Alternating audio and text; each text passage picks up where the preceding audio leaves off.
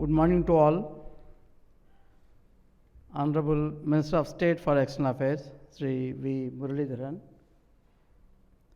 Ambassador Anil Tignuyat, President of MIICCIA, Dean of the Diplomatic Corps, Ambassador Amarendra Katwa sir, my colleague High Commissioners, Ambassadors from my region, senior diplomats from the African embassies, ladies and gentlemen, I am really honored and privileged to be part of this event. MIICCIA had taken initiative to organize, particularly in Central and West Africa, and this is first time during my last 3.5 years tenure that a special session, a focus on Central and West Africa region has been organized. Well, we have several other chambers of commerce organizations on the entire Africa.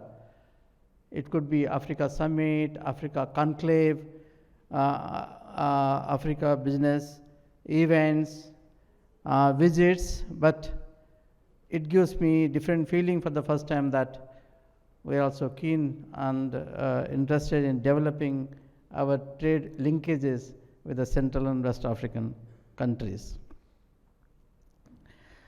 Under my division there are 25 countries of Africa, and these 25 countries represent at least 50% of the African GDP. It could be 50%, over 50% of the population, and 50% of their global trade. I also would like to add, from these 25 countries, when I took over, we had only 8-9 embassies. During the last 3.5 years, we had added over 12 embassies. Now is 20 residence missions in Central and West Africa. As my Honorable Minister said that our engagement during the last decade had multiplied many-fold.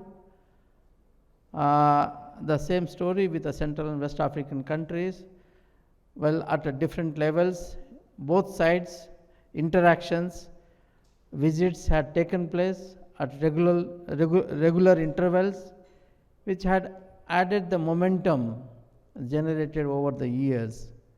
Historically, India is more connected with East African countries, but I see now more and more linkages taking place in Central and West African countries, and Indian population, Indian origin persons are living in most of the countries in this part as well. Our total source of energy from the global is one, but unnoticed. This is unnoticed contribution of the Central and West Africa. We secure 14% of the energy security from 5-6 countries in this region, notably Nigeria, Angola, a few of the Equatorial Guinea country, Gabon, Cameroon, slowly adding more countries. This is again, I see the trend is growing, and we should thank these countries for helping us in energy security. Well, our trade also increasing in terms of not only entire Africa, but Central and West African countries, and out of 100 billion global trade with Africa, 40 billion is only with the Central and West African countries, though is insignificant given the potential available in the region, but there is a healthy trend taking place in terms of its growth from both sides. Given the opportunities and schemes and then interactions taking place at various levels between the business communities of Central and West Africa and India, I see there is a significant enhancement in terms of our trade growth, and there is a huge potential exist in this sector. Well, I don't want to touch upon too many issues where our Honorable Minister gave a very comprehensive briefing about our engagement with Africa, but I would like to focus few things which are relevant to this region. There are opportunities, at the same time there are challenges. One has to navigate between them and then slowly move into. Well, I recognize the representative from Exim Bank is here, and he will agree that there is a huge potential exists in these countries, and our exposure is about 6 billion to this region, out of which we already dispersed executed projects over 3 billion, and the remaining 3 billion are different stages of executions. I am sure will be completed as quickly as possible. We have done very iconic projects in this part. In some countries, presidential palace in Ghana, parliament building in Gambia, and hydropower projects in few countries, highways, roads, transmission lines, hospitals. Well, that is with the government concessional loans, but there are several Indian companies have ventured into these countries and had taken developmental projects through World Banks, multinational banks, African development banks, etc., etc., but there are huge scope available. Well, given COVID experience and the recent conflicts in Ukraine, Gaza, etc., had given us a new hope, new opportunities. When the entire global supply chain had disrupted, so we utilized this space and come out with better ideas. One of them is health and pharmaceuticals. It was only India who had supported these countries during the critical period of initial COVID time to supply essential medicines as well as the vaccines, and that was the India's belief that we should help our partners in difficult times. Well, now some of the Indian companies are exploring opportunities in setting up joint manufacturing in pharmaceuticals and vaccines. In few countries have already signed MOUs, agreements, and going ahead. I think this is where Africa will be secured in terms of the medical emergency. Both should come together and form more joint ventures in manufacturing and setting up these manufacturing facilities in Africa itself. That will give advantage in supply chain and in time of the requirement.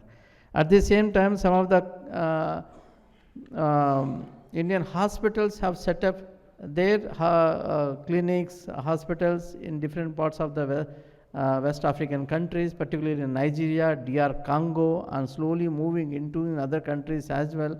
I think that is where the opportunities lies.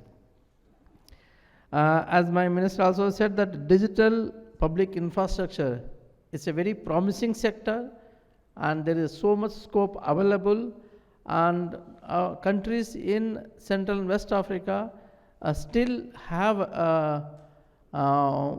banking facilities at nascent stage, and this will help immensely in digital transforming digital payment systems, and also transparency. It will also bring accountability to the governments in distributing the economic benefits to the needy people in this part of the Africa. If I talk about agriculture, with the COVID and conflict developing in some of the countries in the world, the food security has become an issue. Though India had been exporting all varieties of food grains, including broken rice, but due to shortage in India itself, and somehow we have to ban export, but we have given special exemptions to certain countries, given our bilateral relations, our engagement with these countries, and still have supplied rice in a difficult time. In order to avoid such situations in future and need to have a food security, I was told during my last years, my experience, some of the countries, Angola, DR Congo, used to supply the food to enter Africa, but today they are net importers. I think that trend can be changed. It's a great opportunity. I just returned from Nigeria. In Nigeria, our engagement is a multi-sectoral engagement. Our trade over 15 billion, our investment is over 27 billions, and this trend is continuing in other parts of the countries in the region, and we would like to continue our engagement with African countries and particularly this region, and it should help in strengthening and day-to-day basis, and I wish organizers a great success of this event, and I hope they continue their efforts in bringing together the business communities from the two different regions and make and supplement India's efforts in strengthening our relations with Africa. Thank you very much.